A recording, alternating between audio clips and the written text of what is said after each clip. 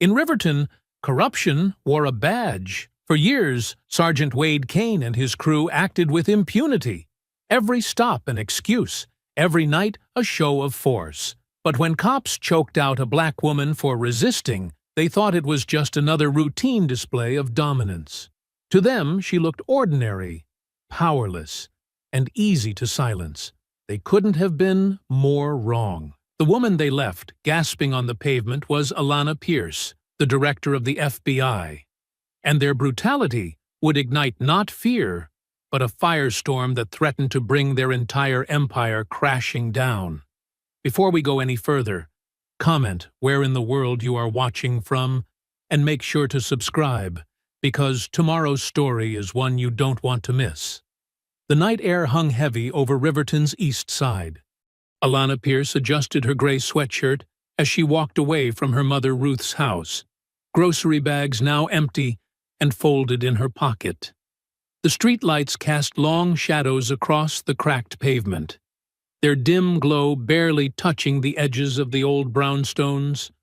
A police cruiser's lights suddenly flared to life at the corner ahead, splashing red and blue across brick walls and parked cars. Alana slowed her pace, watching as 3 officers surrounded a young black man she recognized, Keon Brooks, a quiet kid who helped out at her mother's church. "I said, you fit the description." Sergeant Wade Kane's voice cut through the night. His broad shoulders blocked the streetlight, casting his face in shadow. "Arms where I can see them." "Please, sir. I just left my grandmother's house." Keon's voice trembled. "I didn't do anything wrong. I'm a student at the community college." Alana's jaw tightened. She knew this scene too well, had seen it play out countless times before. 2 patrol officers flanked Kane, their hands resting on their belts. "Ma'am, stay back," one officer called out as Alana approached. "This doesn't concern you." "I'm just a concerned citizen," Alana said evenly, keeping her voice calm and measured. The young man appears cooperative.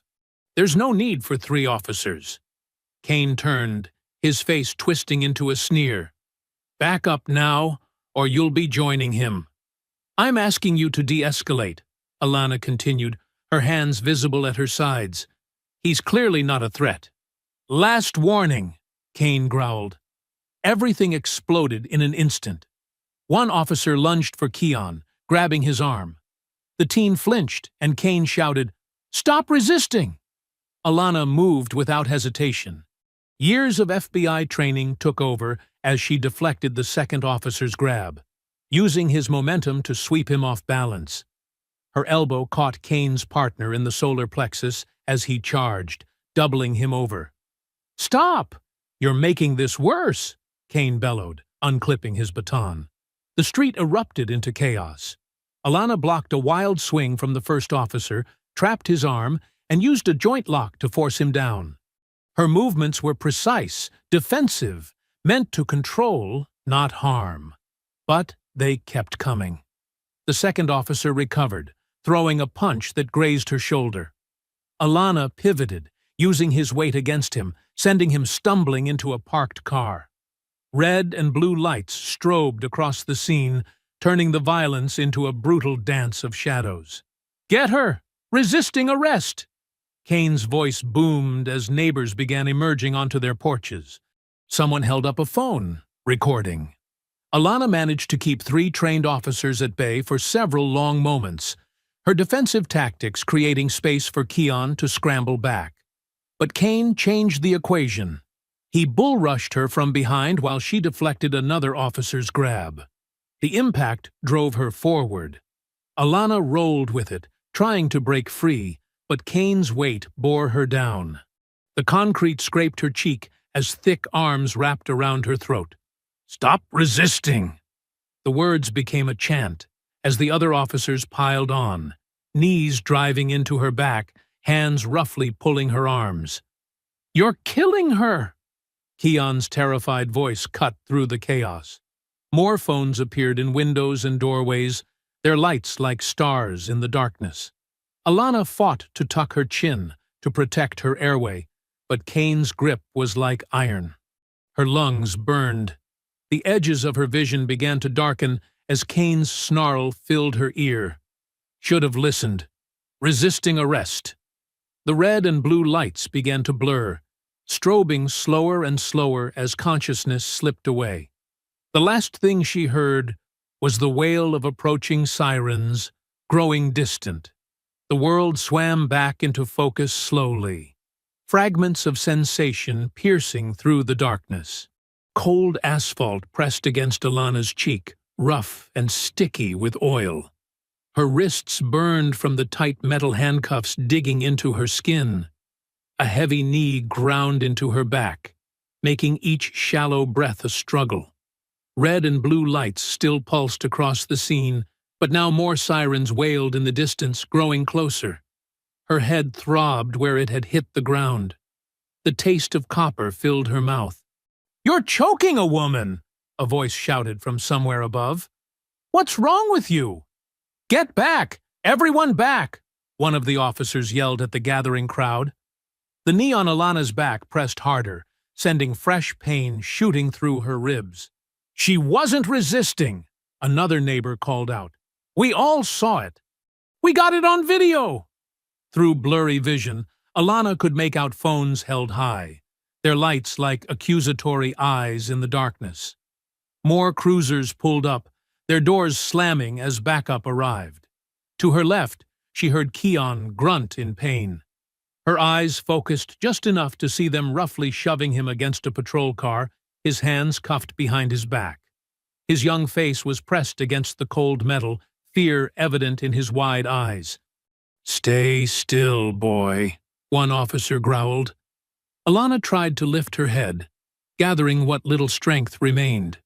Her throat felt like it was on fire, each breath raspy and painful. "Get off!" She managed to gasp before darkness crept back in at the edges of her vision. The pressure on her back suddenly increased. "Shut up!" a voice hissed above her. More shouting filled the air as neighbors pressed closer, held back by the newly arrived officers. The crowd's anger was palpable, their voices rising in unified outrage. "Y'all gonna kill her right here in the street. She was trying to help that boy." "This ain't right!" Sirens cut through the chaos, different ones this time. An ambulance pulled up, its white and red lights adding to the surreal light show. Heavy boots approached quickly. "Move! Emergency medical services!" a firm voice commanded. "Get off her now!" The knee finally lifted from Alana's back. She gulped in air, her chest heaving against the pavement. Two EMTs knelt beside her, their practiced hands quickly checking her vital signs. The first one, younger with close-cropped hair, leaned in close to examine the darkening bruises around her neck. His eyes narrowed in recognition, then widened in uncertainty. "Ma'am, can you hear me?" The second EMT asked, gently turning her head to check her pupils. "Can you tell me your name?" Alana tried to respond, but only managed a hoarse whisper before another wave of dizziness washed over her. "We need to get her to the hospital," the first EMT said urgently. "Help me get these cuffs off." "She's under arrest," Kane barked, stepping forward. His badge caught the strobing lights as he loomed over them. "She needs immediate medical attention," the EMT countered firmly. "Protocol says the cuffs come off." After a tense moment, Kane nodded to another officer, who produced a key. The cuffs finally clicked open, leaving angry red marks on Alana's wrists. The EMTs carefully lifted her onto a stretcher, strapping her in with practiced efficiency. As they wheeled her toward the ambulance, Kane's voice carried across the scene. "Another thug off the street!" The crowd's angry response was cut off as the ambulance doors closed. Inside, the younger EMT began hooking up monitors while his partner prepared an IV line. The siren wailed to life above them. "Let's see some ID," the first EMT muttered, reaching for the wallet in Alana's sweatpants pocket. He flipped it open, probably expecting a driver's license. Instead, his fingers froze on the distinctive federal credentials. His face drained of color as he read the identification. The gold FBI shield gleamed under the ambulance's interior lights. Below it, clear black letters spelled out, Dr. Alana Pierce, Director, Federal Bureau of Investigation. "Oh my God," he whispered, looking down at his patient's battered face with new understanding as the ambulance raced through the night, its sirens screaming a warning to all who heard it. The harsh fluorescent lights of the emergency room pierced through Alana's eyelids as consciousness slowly returned. Her throat felt like sandpaper, and every breath brought a dull ache to her ribs. The steady beep of monitors mixed with hurried footsteps and hushed voices around her. "Blood pressure's stabilizing," a nurse said softly, adjusting something above Alana's head. Through half-opened eyes, she saw two security guards near her door, their heads bent close together in conversation. The taller one kept glancing at her with poorly concealed awe. "That's really her, Director Pierce?" he whispered to his partner. "FBI credentials don't lie," the other replied. "Word's already spreading." The change in the hospital staff was immediate and obvious.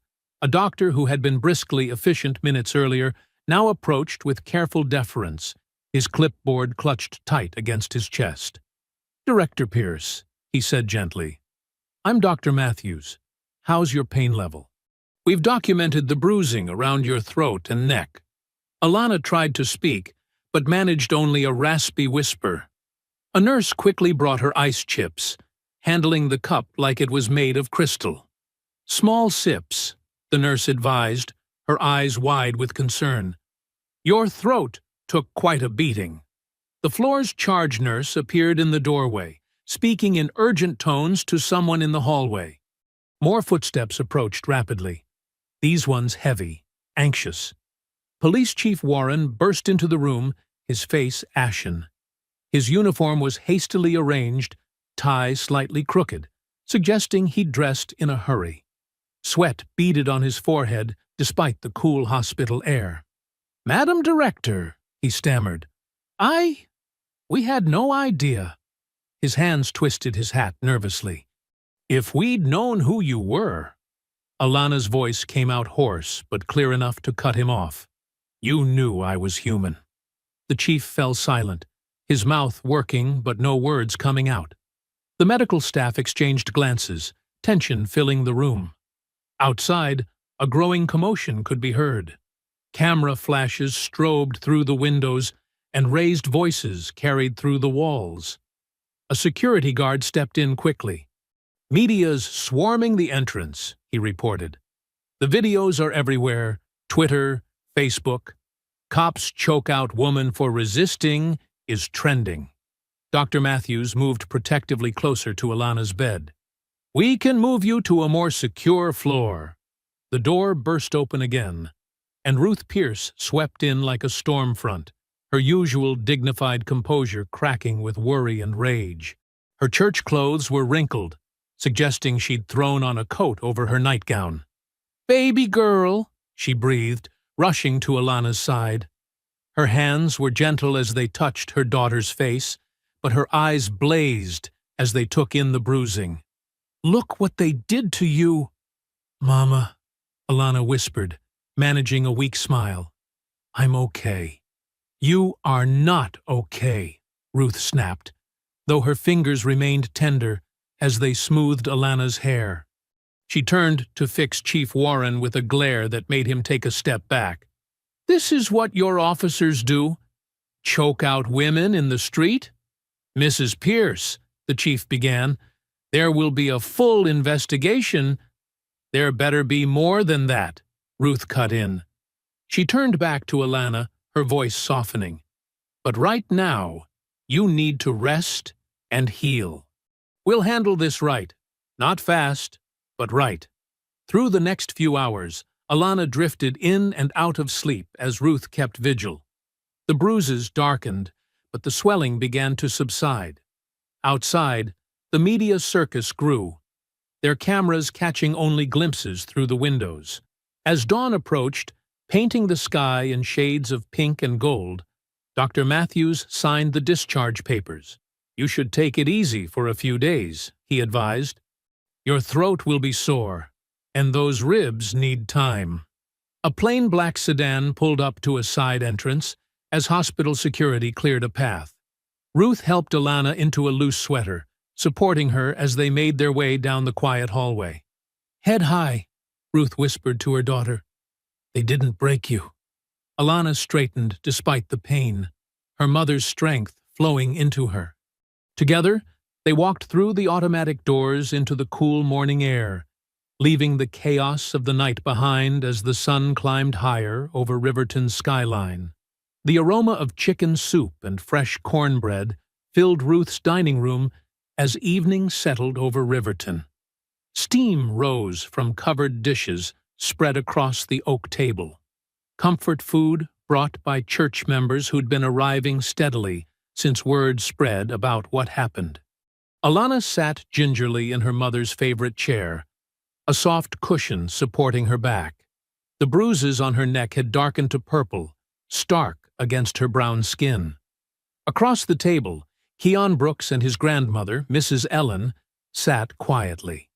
Keon's hands were still trembling slightly as he held his spoon. "You need to eat something, baby," Ruth urged, ladling more of Sister Wilson's chicken soup into Alana's bowl. "Keep your strength up." The TV hummed softly in the background until the evening news anchor's voice suddenly grew sharper. Everyone turned to look.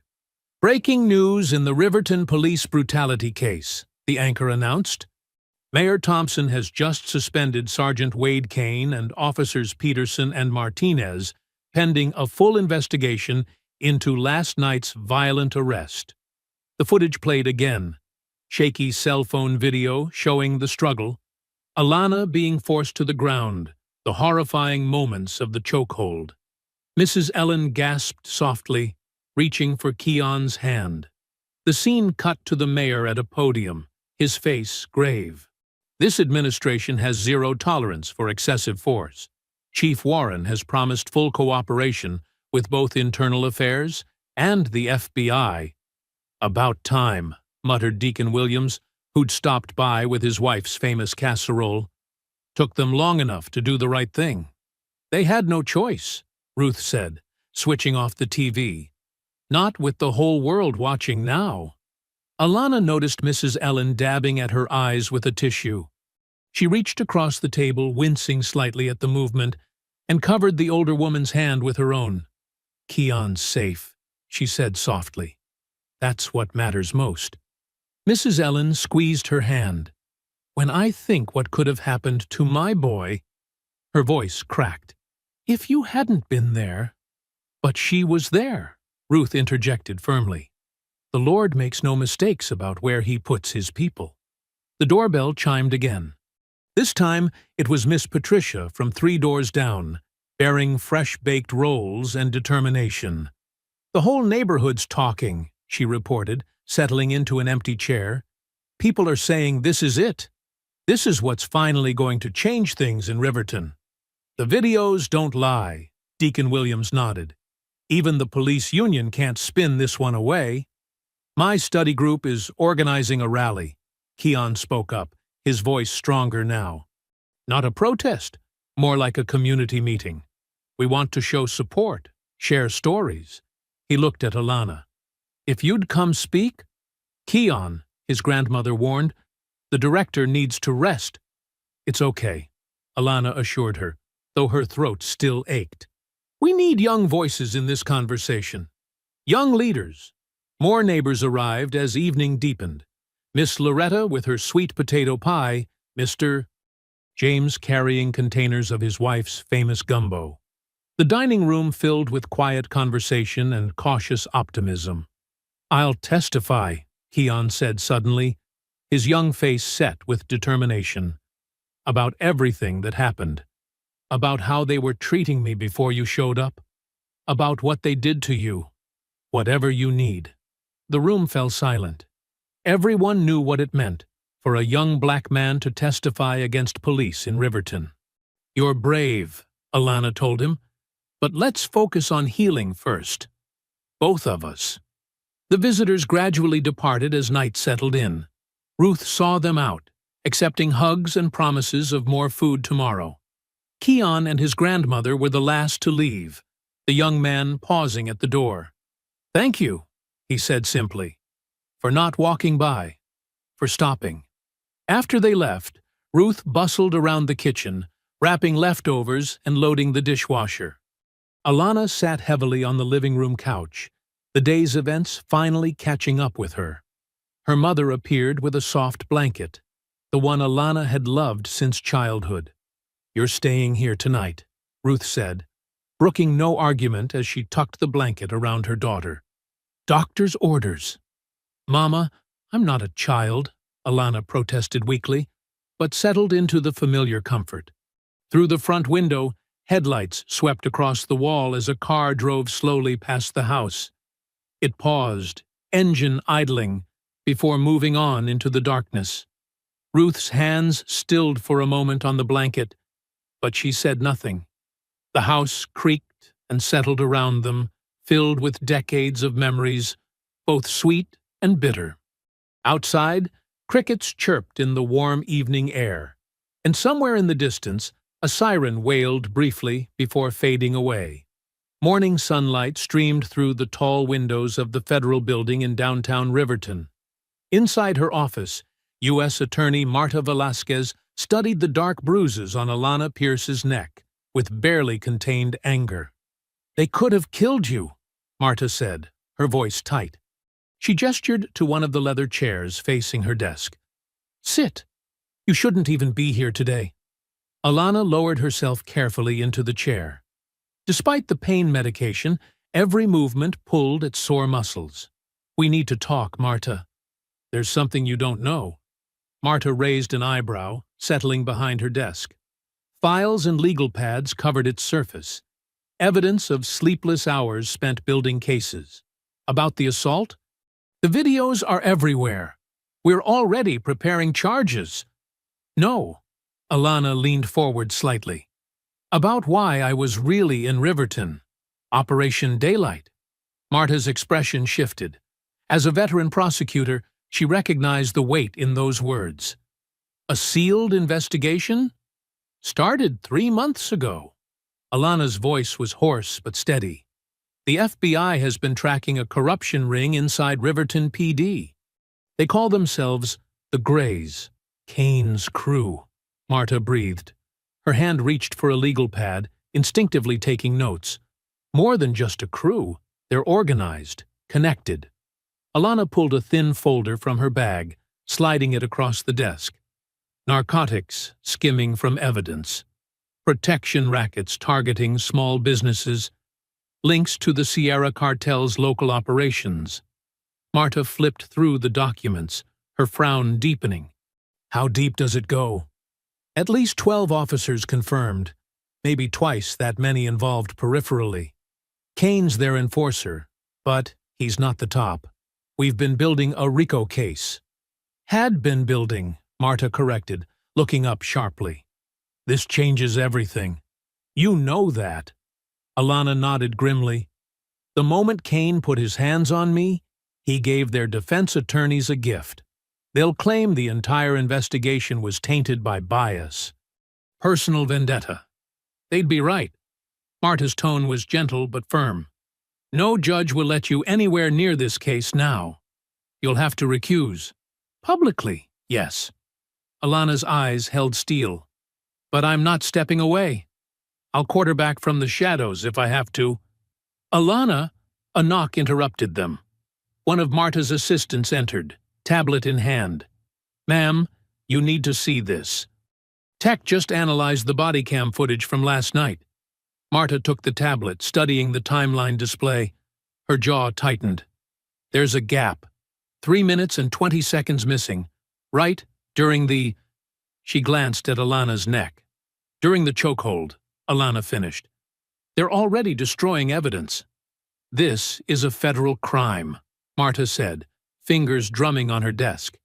"Tampering with—" Her phone buzzed. She answered, listening intently. The color drained from her face. "When?" she demanded. "Anyone hurt?" She looked at Alana. "Your mother's church. Someone threw a brick through the stained glass window about 10 minutes ago. Alana was already standing, ignoring the pain that shot through her shoulders. "There's more," Marta continued, still listening to the phone. The brick had gray paint smeared across it. A message. 20 minutes later, they stood before the shattered window of Ruth's church. Colored glass crunched under their shoes. The morning sun caught the jagged edges, casting broken rainbows across the sidewalk. Ruth stood nearby, directing the maintenance man who was measuring for a temporary board. Her voice was steady, but Alana saw how her hands trembled. The brick lay where it had fallen among the glass shards. The gray paint was still wet, dripping like tears down its rough surface. Alana's fists clenched at her sides as she stared at the destruction. Her voice, when it came, was barely above a whisper. "This isn't over." Several elderly church members had gathered, whispering among themselves. Sister Wilson clutched her worn Bible close. "First, they hurt our children," she said. "Now they attack God's house?" Marta stepped closer to Alana, speaking low. "This changes the timeline. We need to move faster." "Agreed." Alana watched as more congregation members arrived, their faces a mixture of anger and determination. Some carried brooms and dustpans, already moving to help clean up. "They're escalating, getting sloppy. And giving us more evidence," Marta added. She pulled out her phone, thumbs flying across the screen. "I'm expediting those warrant requests." Kane and his people just moved themselves up the priority list. A police cruiser rolled past the church, moving slowly. The officer inside watched them through mirrored sunglasses before accelerating away. Ruth approached, glass crunching under her sensible shoes. She touched the broken window frame, decades of memories in her eyes. "Your father helped install this window," she said quietly to Alana. 30 years ago. Flickering neon from Mike's all-night diner cast alternating pink and blue shadows across the nearly empty parking lot. At this hour, only truckers and night shift workers occupied the vinyl booths inside. Officer Blake Hoyt's hands gripped his steering wheel, knuckles white, as he scanned the lot for the third time. A dark sedan pulled in quietly, parking 2 spaces away. Hoyt's breath caught as Alana Pierce stepped out, wearing a plain windbreaker despite the warm night. She moved with careful steps, her injuries from Kane's attack still fresh. Hoyt got out, trying to look casual as he approached. His uniform was at home. He wore jeans and a Riverton Raiders baseball cap. "Dr. Pierce," he whispered, "thanks for meeting me." "Let's walk," she said, gesturing toward the edge of the lot, where shadows pooled beneath old oak trees. Her voice was still rough from the chokehold. They fell into step, maintaining enough distance to look like strangers having separate cigarette breaks. The diner's neon grew distant. "I've been wanting to come forward," Hoyt said, words tumbling out. "Since I joined the force last year, the things I've seen. The Greys, they run everything. Kane's just the muscle. There's more of them, higher up." Alana listened, face neutral. "Why now? What they did to you?" Hoyt's voice cracked. "And that kid, Keon. It's wrong, all of it. The shakedowns, the missing evidence, He swallowed hard. "I can't sleep anymore." A car pulled into the lot. They both tensed until its headlights swept past. "They have meetings," Hoyt continued. "Poker nights at Lieutenant Darlow's house. That's where they talk freely. About operations. About who needs teaching lessons. They made me watch once when they caught a teenager with pills. Said it was training." Alana's jaw tightened. "Would you be willing to wear a wire?" Hoyt's step faltered. "They'd kill me if they found out." "We can protect you." She turned to face him fully. "But I need evidence, Blake. Real proof. Not just witness testimony." He ran a shaking hand through his hair. "The next poker night is Thursday. Darlow's hosting again. You don't have to decide now." "I'll do it." His voice steadied. For that kid. For everyone they've hurt. Across town, Ruth Pierce's living room had become a command center.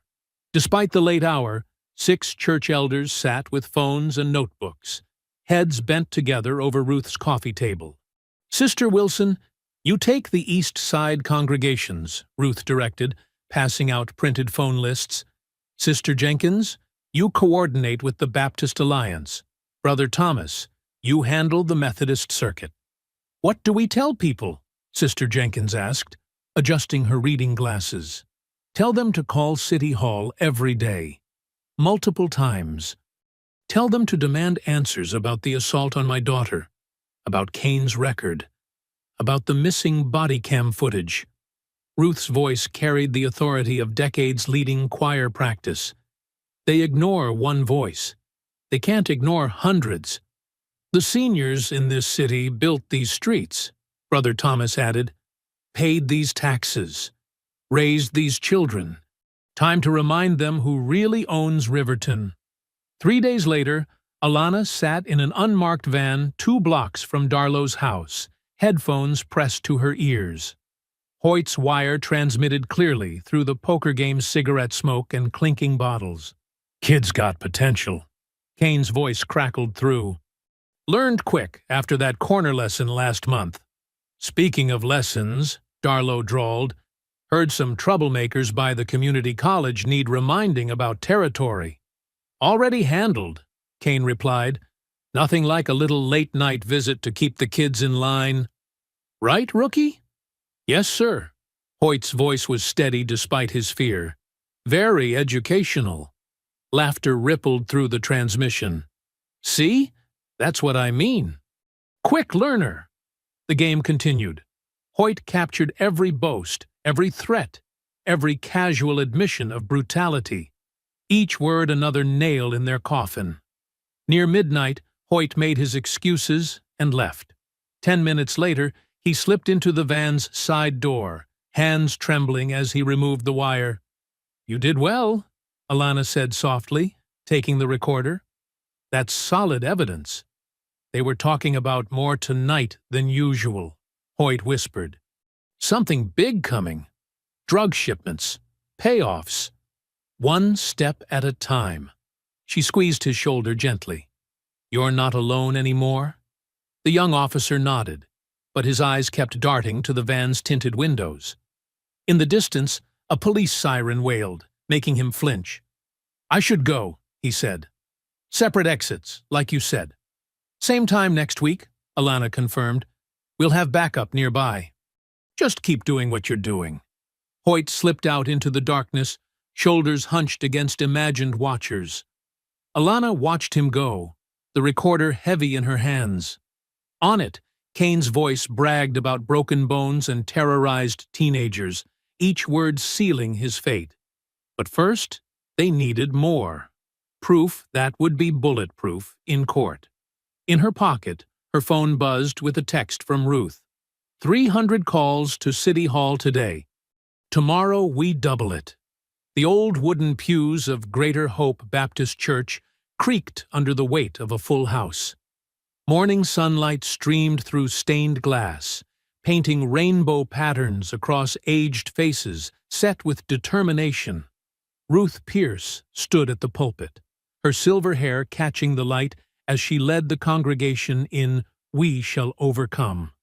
Ethan Cho sat in the back row, his digital recorder capturing every note. He watched seniors who'd marched in the 60s stand straight-backed despite their canes, voices rising in harmony. The song ended, but the energy remained electric. "We've been quiet too long," Ruth declared, her voice carrying to the rafters.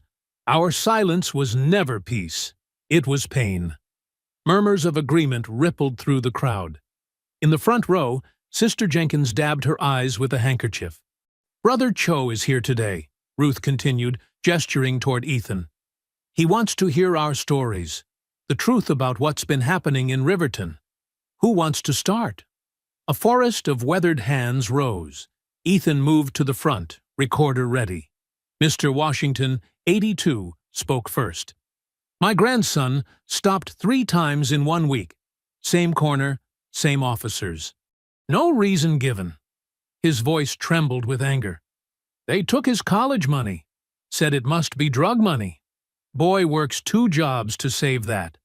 Sister Martinez stood, despite her arthritis. My Carlos, rest his soul, beaten in '82 for suspicious behavior.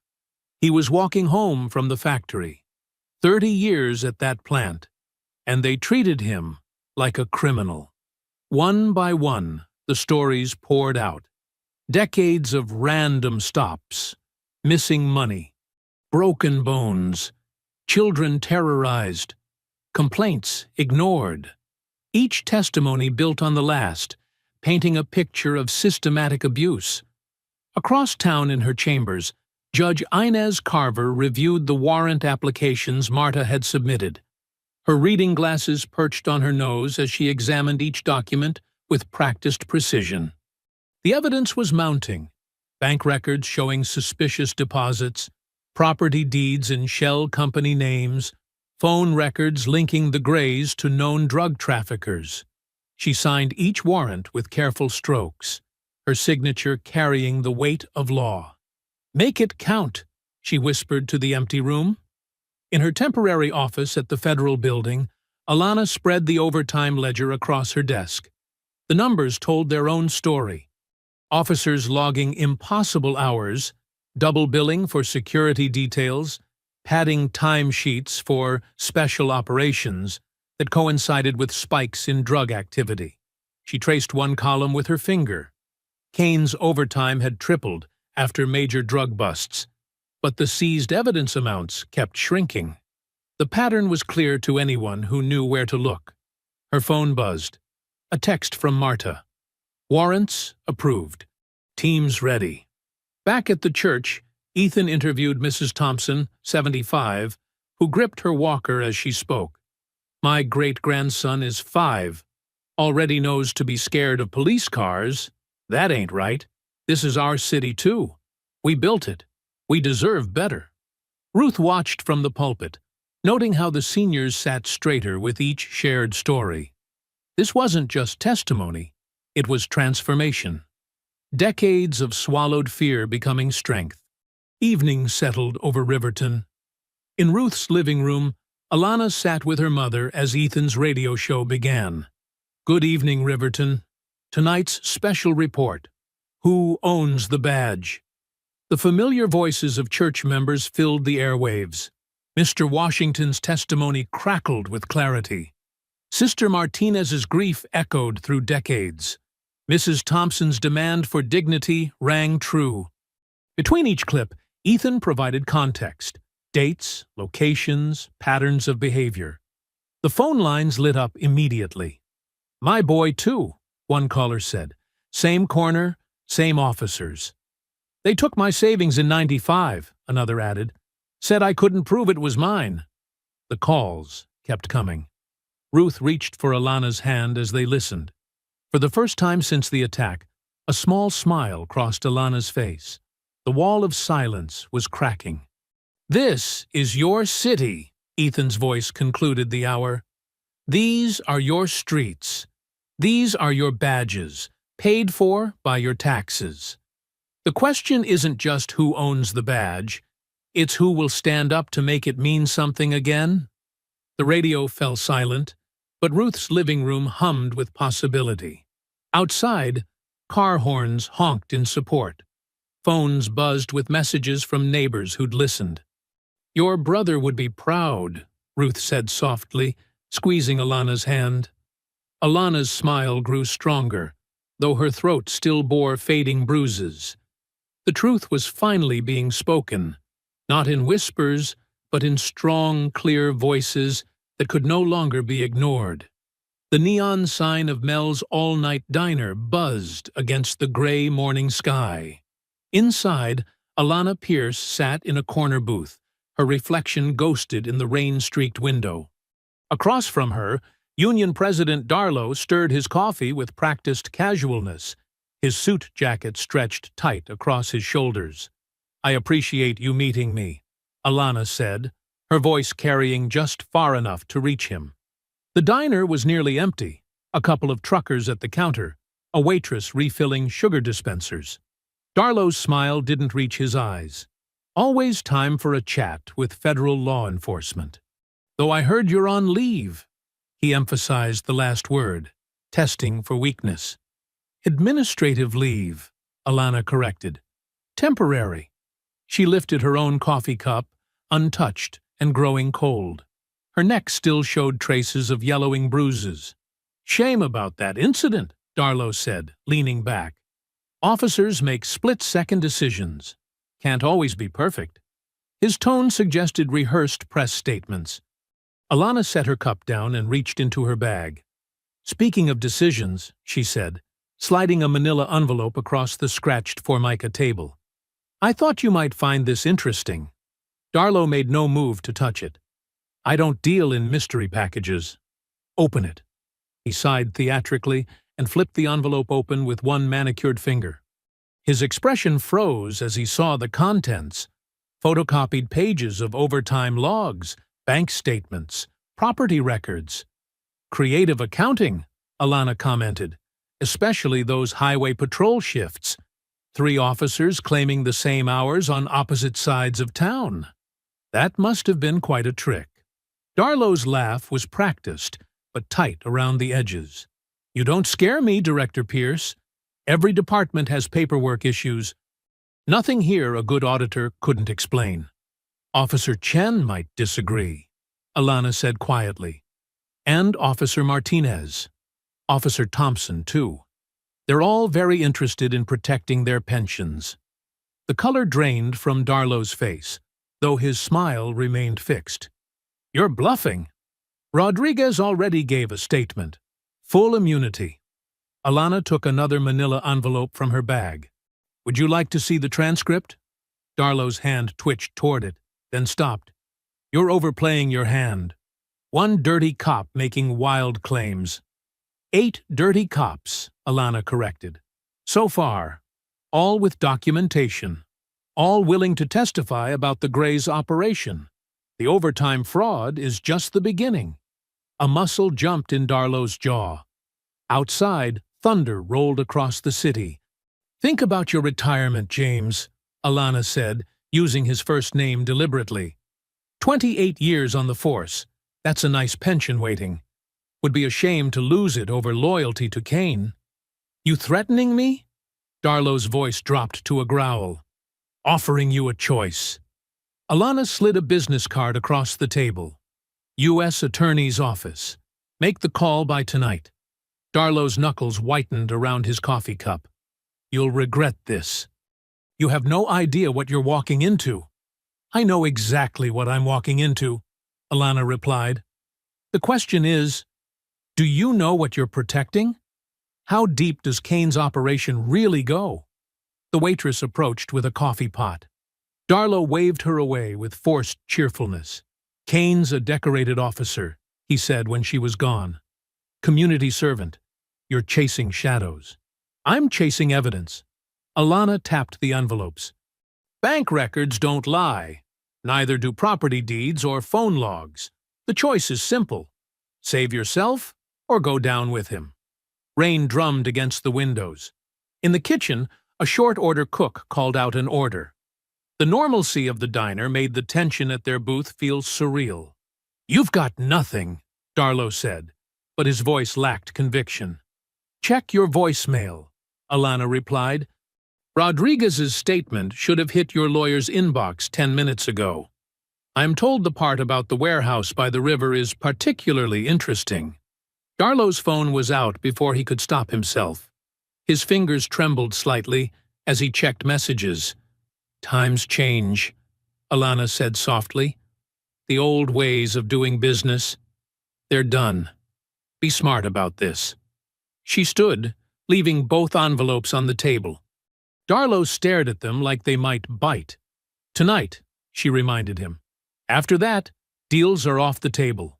The bell above the door chimed as she stepped out into the drizzle. The morning air was thick with the smell of wet asphalt. Across the street, a black SUV idled, its windows tinted dark. Alana noted the plate number without seeming to look. Ohio tags, starting with XRG. The rain beaded on her jacket as she walked to her car, each drop distinct and cold against her skin. Behind her, through the diner's window, Darlow sat motionless, the evidence of his crumbling empire spread before him on the plastic tablecloth. The fog rolled thick off the river, turning streetlights into hazy orbs. Officer Blake Hoyt stood in the shadow of Warehouse 17, his heart hammering against the wire taped to his chest. The worn brick buildings loomed like ancient sentinels along the waterfront, their windows dark and watchful. At precisely midnight, headlights cut through the mist. 3 vehicles pulled up: Kane's pickup, a black SUV with the familiar XRG plates, and a white panel van. Hoyt straightened his uniform, reminding himself to breathe normally. "Evening, rookie," Kane called out, boots crunching on broken asphalt. "Playing security guard tonight?" "Yes, sir," Hoyt managed, proud his voice didn't shake. "All quiet here." 2 men emerged from the SUV, Darlow and another officer Hoyt recognized from the grays. The panel van's side door slid open with a metallic groan, revealing 3 men in plain clothes. Their movements were careful, practiced. "Our friends from down south," Kane announced, clapping one on the shoulder. "Let's talk business." Inside the warehouse, naked bulbs cast harsh shadows between towering storage racks. Kane's crew and the cartel men formed a loose circle. Hoyt positioned himself by the door, exactly as planned. "Monthly numbers are good," Kane said, unzipping a gym bag. Stacks of cash emerged, rubber-banded and neat. Extra sweet since that evidence locker accident last week. One of the cartel men nodded. "And our merchandise?" "Moving smooth through the east side," Darlow reported. "School zones are gold mines if you know how to work them." Hoyt's stomach turned, but he kept his face neutral. The wire caught every word. The white van's cargo proved to be boxes of pills, prescription labels intact. "Straight from the evidence room," Kane bragged. "Logged as destroyed." Suddenly, floodlights blazed through the high windows. "FBI! Everyone on the ground!" The warehouse erupted in chaos. Doors crashed open as federal agents swarmed in, weapons drawn. Kane lunged for his sidearm, but found 3 laser sights already dancing on his chest. "Don't!" Marta Velasquez's voice rang out. She stepped through the door, badge gleaming. "It's over." Outside, news vans screeched to a halt. Ethan Cho's voice crackled over car radios and emergency scanners. "Breaking news! Federal agents have just raided a warehouse on River Street. Multiple Riverton police officers are being taken into custody." Kane's eyes found Hoyt. "You little rat," he snarled as agents cuffed him. "No," Hoyt replied, voice steady at last.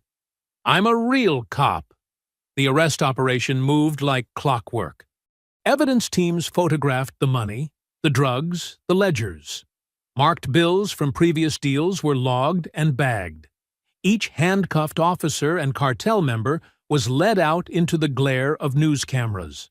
Across town, Ruth's church filled with elderly parishioners glued to their phones and radios. As each arrest was announced, cheers erupted. Old women who had lost sons to police violence wept in the pews. Men who had been harassed for decades stood and sang. "Kane, Darlow, Phillips." Ethan's voice listed the names. "Sources say this operation, codenamed Daylight, has been months in the making." In the church basement, someone started playing piano. Seniors who had marched in civil rights protests half a century ago rose to dance, their arthritis forgotten in the joy of the moment. "This is real," Ruth told her fellow choir members, tears streaming. "Our babies didn't die for nothing." At the FBI command post 6 blocks from the warehouse, Alana watched the operation feeds. When the last suspect was secured, she drove to the church. The celebration was still going strong at 2 a.m. She found her mother in her usual pew, hands clasped in prayer. Ruth looked up as Alana sat beside her. "We did it," Alana said, pulling her mother close. Ruth hugged back fiercely, then whispered in her ear, "Not yet." Around them, the celebration continued. Keon Brooks and his grandmother shared slices of sweet potato pie with Officer Hoyt's family. Judge Inez quietly took notes, while elderly residents lined up to give testimony about past abuses. Ethan Cho's live broadcast captured it all: the songs, the tears, the prayers of thanksgiving. Outside the church windows, dawn was still hours away. But inside, in the warm light of justice, long denied and finally delivered, it felt like morning had already come to Riverton. The hymns and chatter echoed off the old walls. "Free at last!" someone shouted, and the crowd took up the refrain. "Free at last!" Dawn painted Alana's office walls in pale gold as she spread evidence photos across her desk. The warehouse bust had yielded mountains of documentation: ledgers, phone records, marked bills. Victory felt close enough to taste. Her phone buzzed. Marta's name flashed on the screen. "The main evidence drive is gone," Marta said without preamble. Her voice was tight with barely controlled rage. Alana's stomach dropped. "What?" "The drive containing Hoyt's recordings, the financial records, everything. It's missing from the secure locker." Alana switched to speaker and pulled up the evidence room security feed. The footage showed a figure in a maintenance uniform entering at 3 a.m. using valid credentials. They walked directly to the correct shelf, removed the drive, and left. No hesitation. No searching. "An inside job," Alana said. "They knew exactly where to look." "There's more," Marta continued. "The backup server was wiped. Professional job." Alana's hands clenched. Months of careful work, gone in minutes. She dispatched a forensics team immediately, but her gut told her they'd find nothing useful. The morning crawled by in a haze of emergency meetings and damage control. Then, at 2 p.m., her worst fears materialized in a text from Marta. "Hoyt found dead." The scene was staged to look like suicide. Service weapon, typed note, empty bottle of pills. But Alana saw the truth in the details. Slight bruising around the wrists, carpet fibers under the fingernails, the angle of the fatal shot, all wrong for self-infliction. "He fought back," the medical examiner whispered, pointing to defensive wounds on Hoyt's hands. That evening, as Alana sat in her office drafting a statement about Hoyt's death, her phone exploded with notifications. A video was spreading across social media like wildfire. Body cam footage from the night of her choking, but drastically altered. The doctored version showed her throwing the first punch, attacking Kane unprovoked. "Clear evidence of FBI overreach," the police union spokesperson declared on live TV. "Director Pierce is waging a personal vendetta against honest officers." Within hours, the grand jury announced their decision. No indictment for Kane or any other officer involved in her assault. The police union immediately called for her resignation, branding her a lawless tyrant destroying department morale. The city's mood shifted like a weather vane in a storm. Protest groups gathered outside the federal building, split between those demanding justice and those defending the police.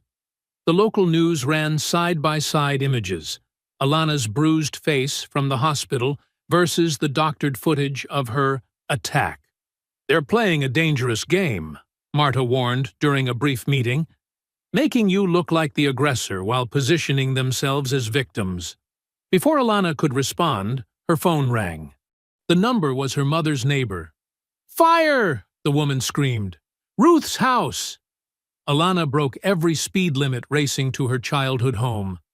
2 blocks away, she could already see the orange glow against the night sky. Flames poured from the windows of the small Victorian where she'd grown up, where her brother's photos still hung in the front hall, where her father's old records filled the basement. Ruth stood on the sidewalk in her nightgown, supported by neighbors who had pulled her out just in time. Smoke and ash swirled in the air like evil confetti. "I woke up to the smoke alarm," Ruth said, her voice hoarse. "They broke in through the back door, spread accelerant everywhere." Fire trucks wailed in the distance, but Alana knew they were too late. The flames had too strong a hold. She watched helplessly as the roof began to cave, sending sparks shooting skyward. The heat was so intense it forced the crowd back another 20 feet. Family photos, her father's jazz collection, her brother's Letterman jacket, her own FBI Academy graduation portrait, everything that anchored their history in this city was turning to ash. Decades of Christmas mornings, Sunday dinners, and front porch conversations disappeared into the inferno. A wall collapsed with a thunderous crash. Ruth let out a small sob, but stayed upright, dignity intact even in her nightclothes. Neighbors brought blankets, offered spare rooms, called relatives. The community that had celebrated justice just hours ago now gathered to witness its violent backlash. Tears cut clean tracks through the soot on Alana's face as she watched her childhood home burn. This wasn't just about evidence anymore, or careers, or even justice. The Greys had made it deeply, brutally personal. The fire's glow reflected in the windows of surrounding houses, where faces peered out in fear and sorrow. Sirens echoed off brick walls. Emergency lights painted the scene in alternating red and blue, the same colors that had flashed across her vision as Kane choked her on that dark corner. In the distance, a car horn sounded 3 short blasts, the Greys' signal. They were watching, making sure their message was received. Ruth's hand found Alana's in the dark. Both women stood silent as their home, and all its memories, burned to the ground.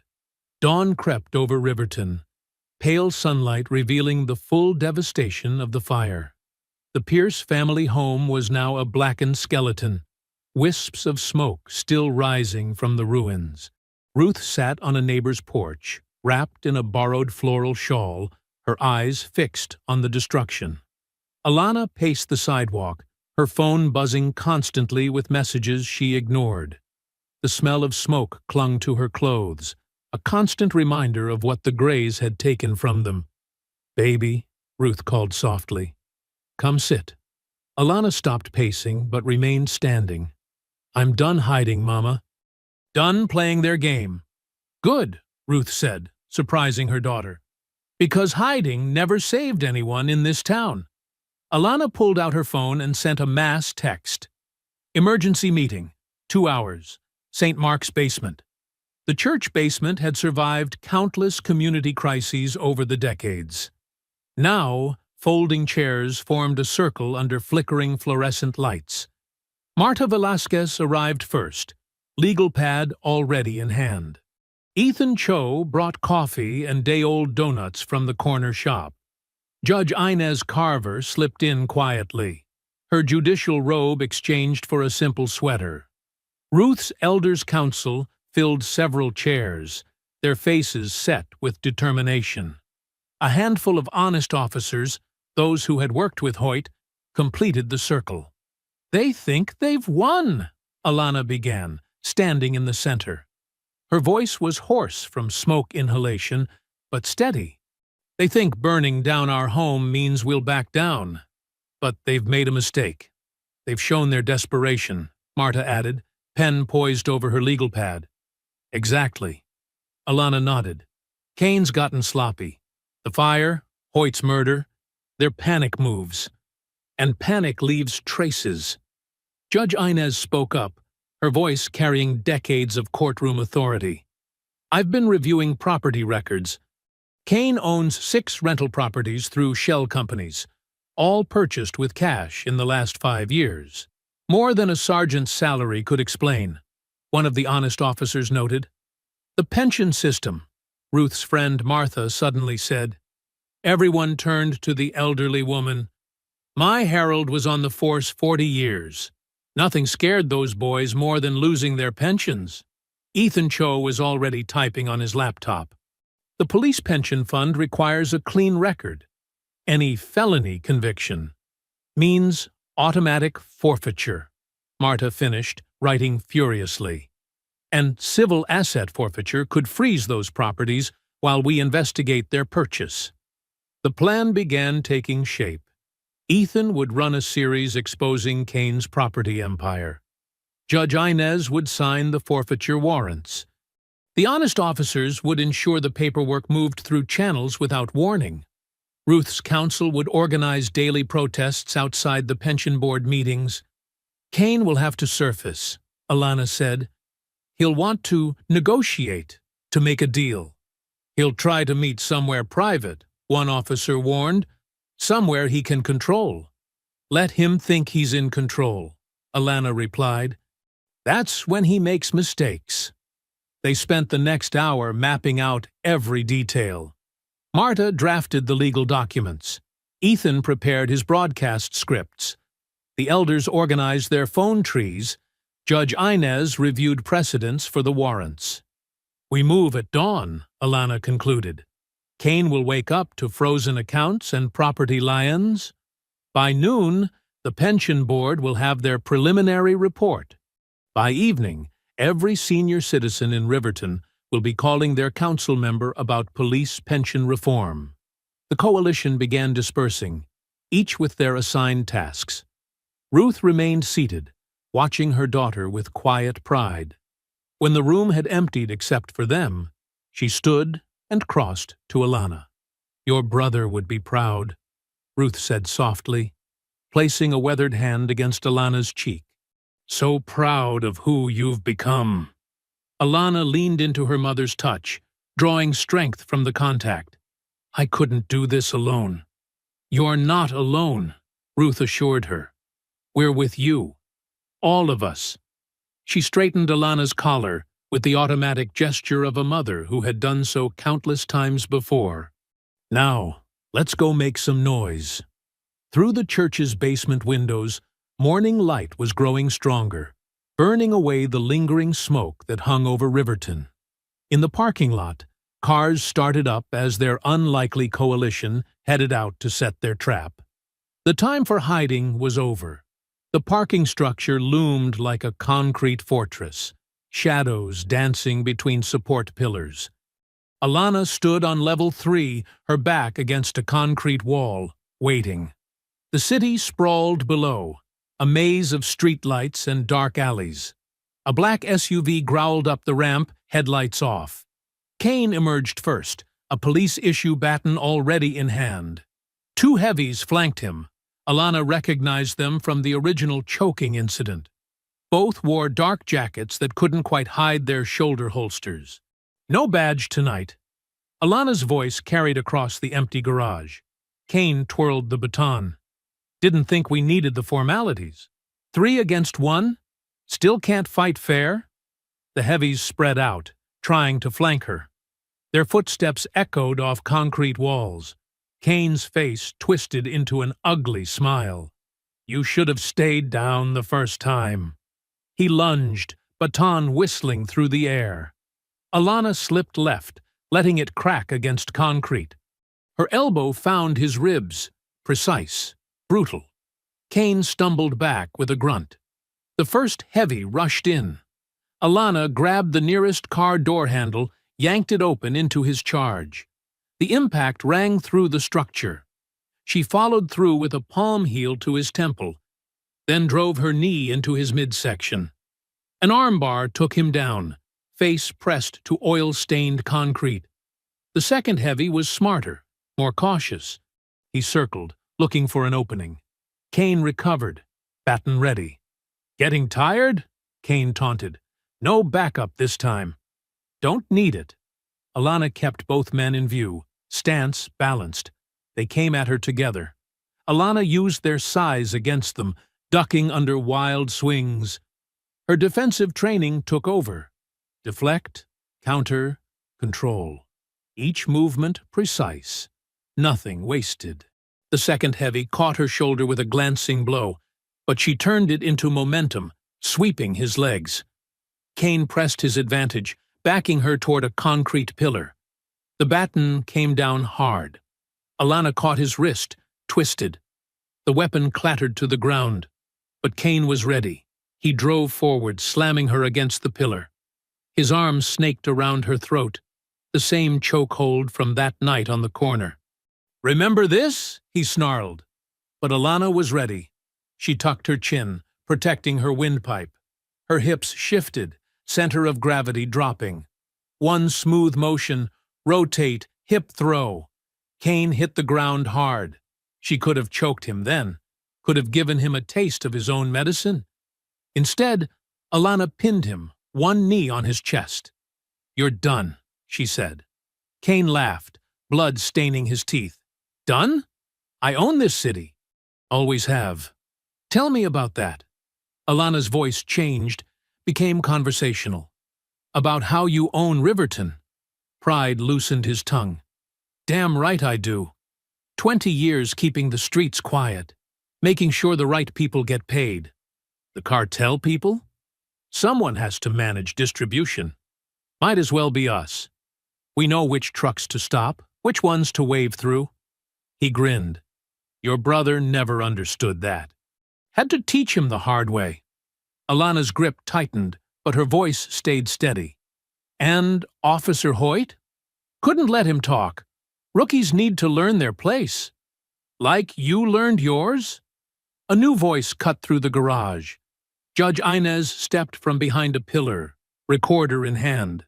Ethan Cho emerged from another shadow, his microphone catching every word. Kane's face went slack as he realized.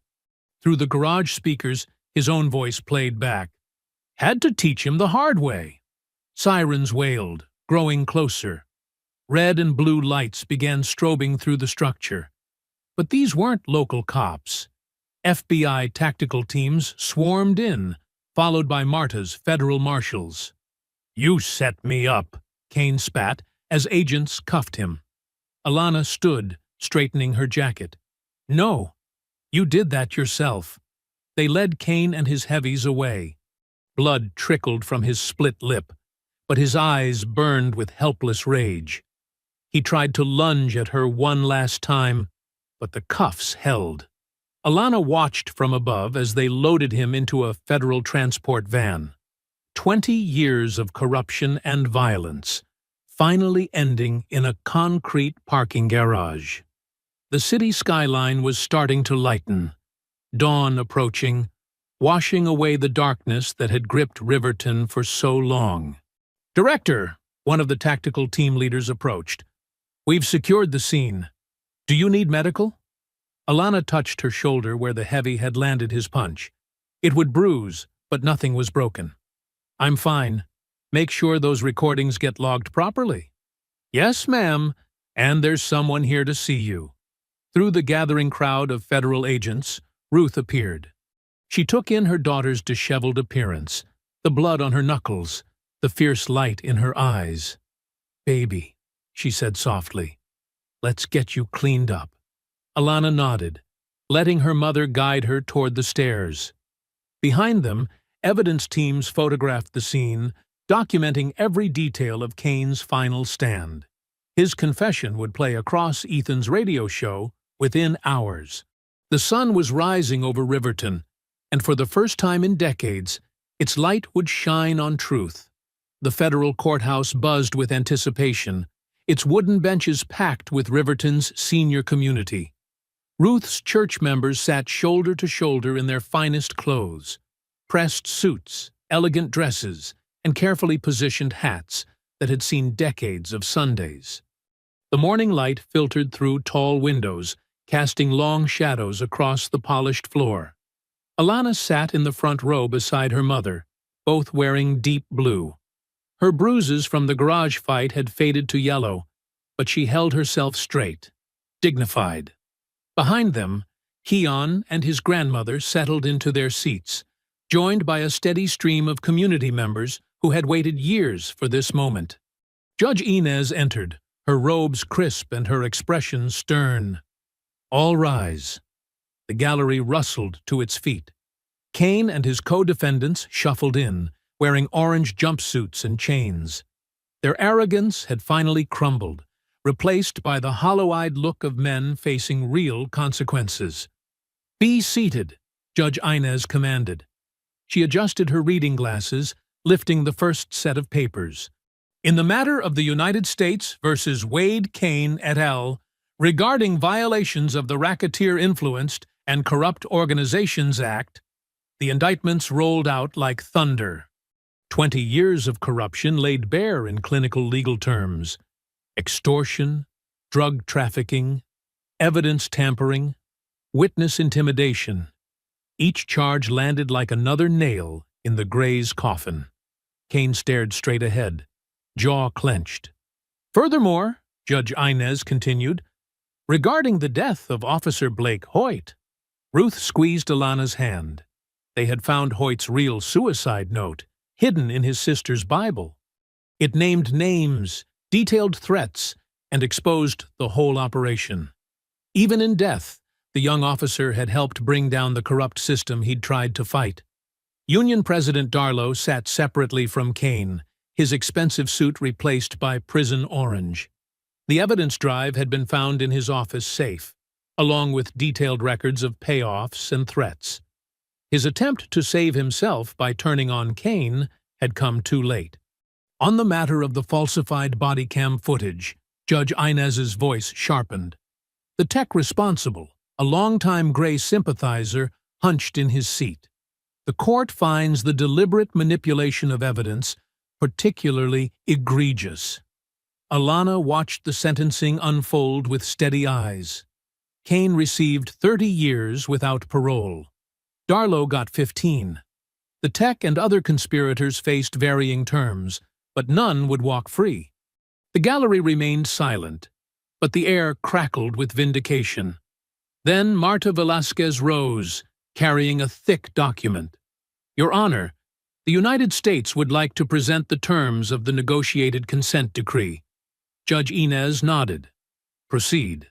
Marta outlined the sweeping changes: an independent oversight board with real teeth, mandatory body cameras with felony penalties for tampering, and a complete restructuring of internal affairs.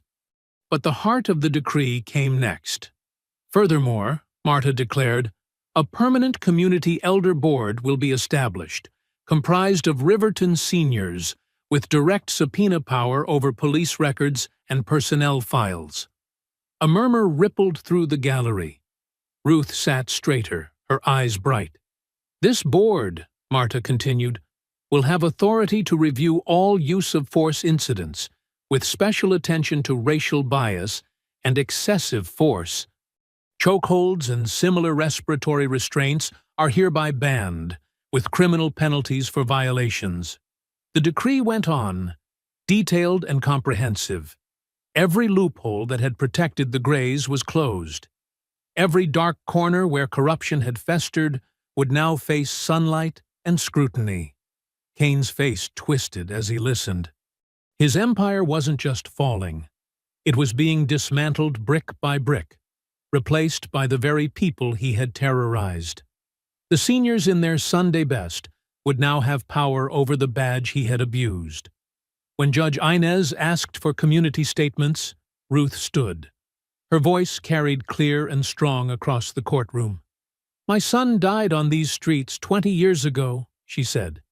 "Today, we reclaim them. Not with violence, but with justice. Not with fear, but with oversight. Not alone, but together." She turned to look at Kane. "You thought you owned this city, but Riverton belongs to all of us. Every child walking to school, every elder at the bus stop, every family just trying to live in peace. Today, we take it back." Judge Inez brought down her gavel, making the decree official. As federal marshals led the defendants away, the gallery remained seated, absorbing the weight of the moment. Decades of struggle had led to this day. Ruth's hand found Alana's again. Tears shone in her eyes as she whispered, "Your brother would be proud." Alana squeezed back, her throat tight with emotion. Around them, other seniors dabbed at their eyes, or nodded in solemn satisfaction. Keon reached forward to touch Alana's shoulder in gratitude. Through the courthouse windows, Riverton spread out below, its streets and neighborhoods now free from the Gray's shadow. The consent decree wasn't just paper, it was a promise to every citizen that justice wasn't just a word. It was a living, breathing thing that belonged to the people. The late summer sun beat down on Ruth's partially rebuilt house as neighbors wielded hammers and paintbrushes. The charred skeleton had been replaced with fresh lumber, and the air smelled of sawdust and new paint instead of ash. Community members of all ages worked together, seniors directing operations from lawn chairs, while younger folks climbed ladders and hauled materials. Alana stood in what would become the new living room, watching through the open frame as Keon helped install windows. He wore a crisp button-down with his sleeves rolled up, looking more confident than the nervous teenager she'd met that fateful night. His U.S. Attorney's Office intern badge hung from his belt, catching the light. "Pass me that level, honey," Ruth called from where she supervised the kitchen reconstruction. She sat in her favorite chair, recovered from the fire and reupholstered by church ladies. A clipboard with paint samples rested in her lap. Alana handed over the tool, then paused to watch Mrs. Johnson from 3 doors down, carefully painting trim. The elderly woman's strokes were slow but precise, her Sunday manicure protected by work gloves. Every neighbor who could hold a brush or direct traffic had shown up to help. "The scholarship committee meets tomorrow," Keon said, stepping inside to grab his water bottle. "We've already got 5 applicants, all local kids wanting to join the Reformed Police Academy." Alana nodded, pride warming her chest. The Blake Hoyt Memorial Scholarship would support recruits from Riverton's poorest neighborhoods who committed to community-oriented policing. Hoyt's sister had cried when they'd proposed it, saying her brother would have loved knowing his death helped create positive change. "How's the internship?" Ruth asked Keon, adjusting her reading glasses to examine a paint swatch. "Amazing," he grinned. Ms. Velasquez, has me helping review community oversight applications. Says I have good instincts for who'll take the responsibility seriously." The sound of power tools paused as Pastor Marcus called everyone to gather for lunch. The workers filed into the yard where church members had set up folding tables loaded with fried chicken, potato salad, and sweet tea. The rebuilding effort had turned into a weeks-long community gathering. "Mail's here," announced Mrs. Thompson, Ruth's neighbor of 30 years, waving an official-looking envelope. "It's for you, Alana. Federal seal." Alana took the letter, already knowing its contents. She'd been waiting for this final piece of vindication. Opening it carefully, she read aloud, "The Office of Professional Responsibility has concluded its investigation and found no ethical violations in Director Pierce's conduct." Applause erupted from the lunch crowd. Ruth dabbed her eyes with a napkin while Keon whooped and punched the air. The ethics investigation's conclusion formally cleared Alana's name and cemented the Gray's corruption as the real crime. "The community fund hit its goal yesterday," Pastor Marcus announced once the cheering died down.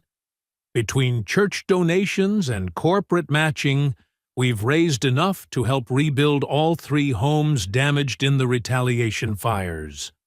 More applause. The senior-led fundraising committee had worked tirelessly, leveraging decades of community connections and moral authority to secure donations. Ruth's house was just the first. 2 other families targeted by the Grays would soon see their homes restored, too. As lunch wound down, Alana slipped away to the master bedroom. The walls were freshly drywalled, but not yet painted. She carefully unwrapped the frame she'd brought, a photograph saved from the fire, protected in Ruth's fireproof box. Her brother's young face smiled back at her, frozen in his high school graduation photo. Ruth appeared in the doorway, leaning on her cane. "That's the perfect spot," she said softly, pointing to the wall facing the morning sun. He always did love watching the sunrise. Alana's hands shook slightly as she lifted the frame. The nails were already in place, waiting. With gentle precision, she hung the photo, adjusting it until it sat perfectly level. Her brother's eyes seemed to twinkle with approval. Ruth shuffled closer, resting her head on Alana's shoulder. They stood in comfortable silence, remembering. Outside, the sounds of reconstruction continued. Hammers tapping, voices calling measurements, laughter floating through the unfinished windows. "The house is healing," Ruth murmured. "Just like our city." Alana wrapped an arm around her mother's shoulders, studying the photo of the brother whose death had set her on this path. The frame caught the light streaming through new windows, reflecting onto fresh walls that would soon hold more family photos, more memories, more hope. Through the bedroom door, they could see Keon explaining legal terms to a group of attentive seniors. The boy who'd almost been another victim was now helping build a better system. Down the street, children played freely, no longer watching for patrol cars. In the distance, church bells rang, their sound carrying clearly through air, no longer thick with fear.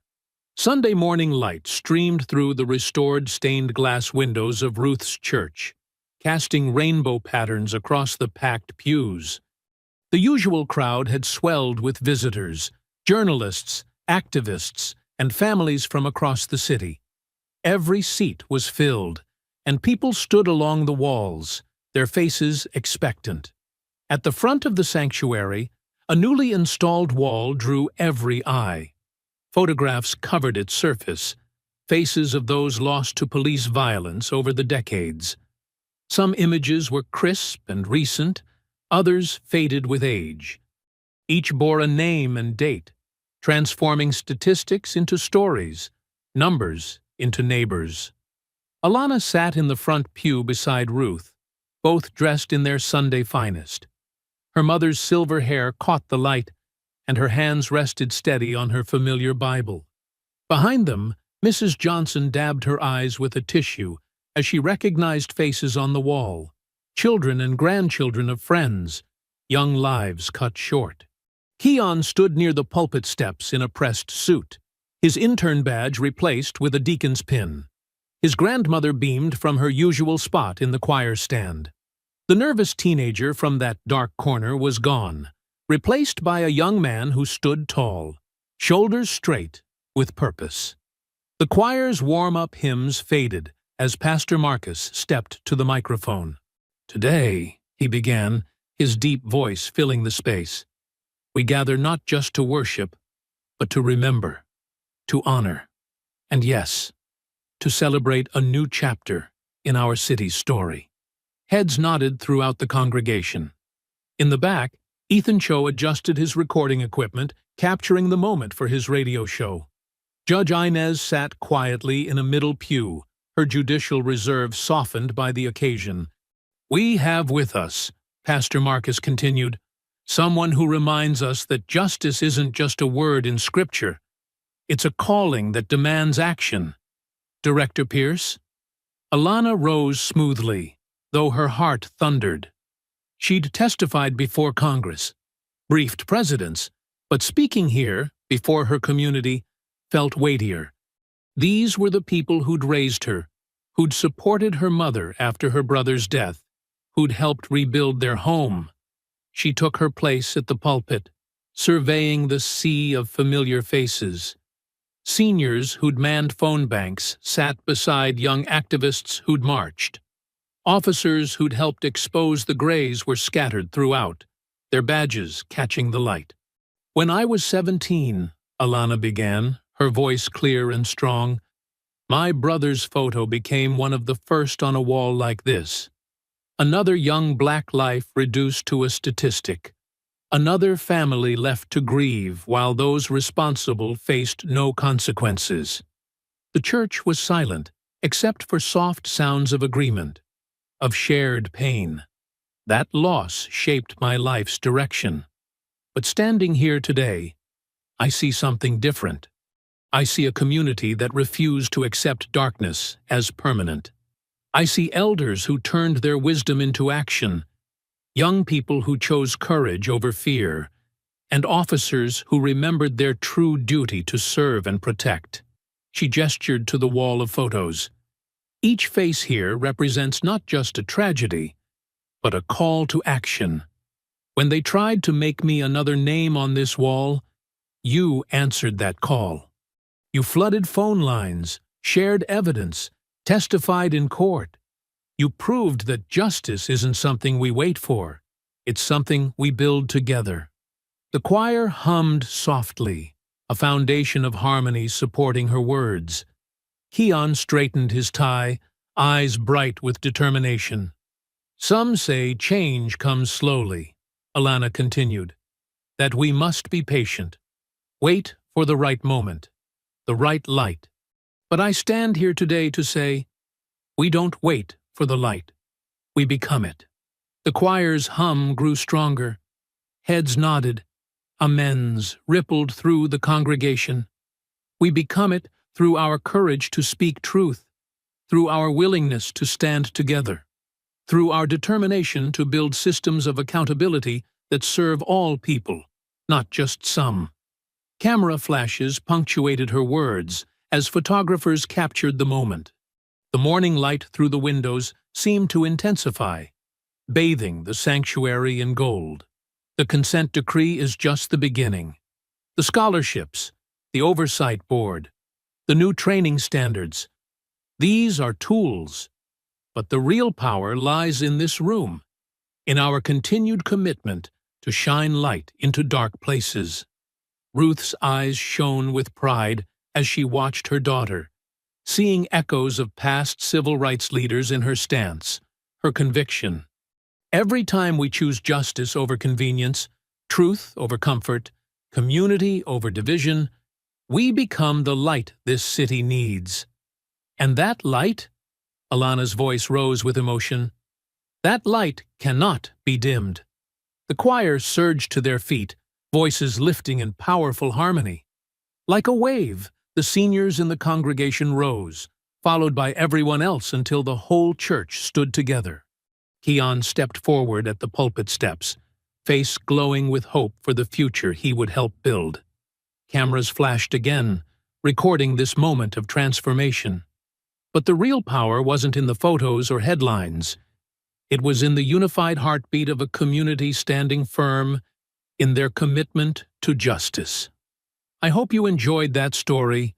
Please share it with your friends and subscribe so that you do not miss out on the next one.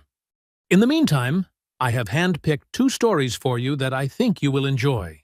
Have a great day.